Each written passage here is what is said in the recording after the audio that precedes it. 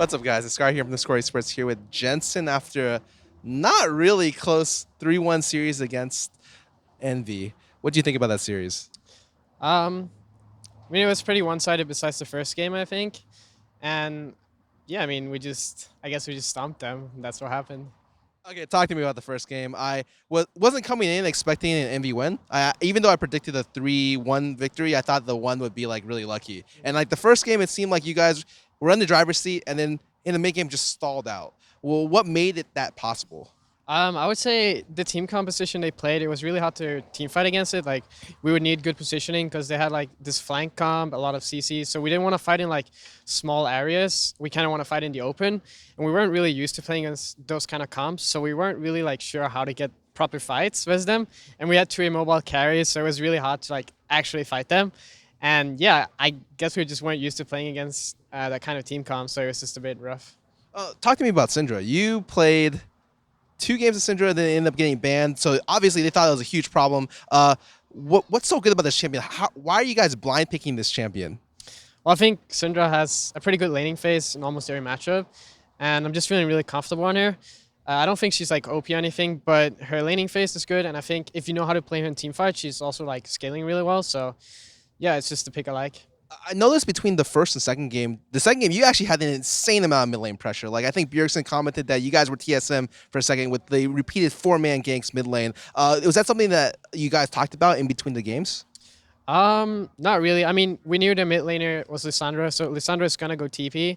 We have Ashe, so it's really easy to get picks on her, and Syndra is also really good at setting up ganks, so it just kind of happened naturally.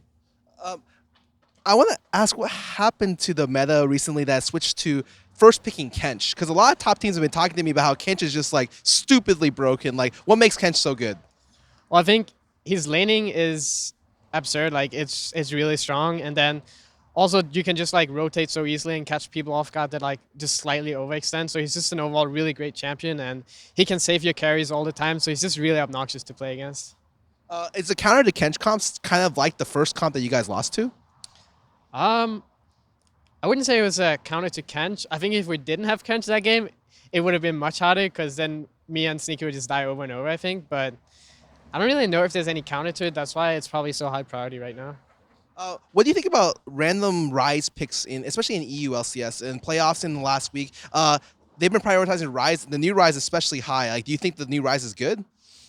I tried the new Ryze, and I think he's garbage. I don't like him. I think he has good damage, but he's really squishy now, and I think his laning phase isn't super strong. And maybe I'm just not used to the ulti, but the ulti feels really awkward to use. Like I could see it being good because you can send your front line in to flank or something, but I think you need a lot of coordination to play with him, and I don't know. It just doesn't really fit me, I think. Okay, let's jump back into the games. I want to talk about the fourth game. You actually did something. You broke my personal record. I had 19 kills, and it's the all-time record for any LCS game ever played. So you are the official new record holder. How did you get them to feed that hard in a playoff game? They were running this like early snowball comp, and it didn't really snowball. I mean, I died early because I was a bit greedy, but yeah, I mean, they just failed to snowball with their early game team comp, and then it was really easy for me to pick up kills against the team comp because they didn't really have much CC besides like Lee Kick and Lissandra. So as long as I played it cautiously and like played LeBlanc as she should be played, it was pretty easy to just get kills over and over. And it was kind of a fiesta. Like I think they were doing a lot of mistakes, and I just happened to get all the kills. Does it feel good having this kind of playoffs performance? Like I think in every single game you had huge pressure. First game you got multiple gank, but even then you were still winning the lane. Like, do you feel back in form? Do you feel better than you've ever been, or do you feel like you're just playing well right now? Well, I think the past 2 weeks I've actually improved a lot as well. I think my split was still decent, but it wasn't as good as it is now.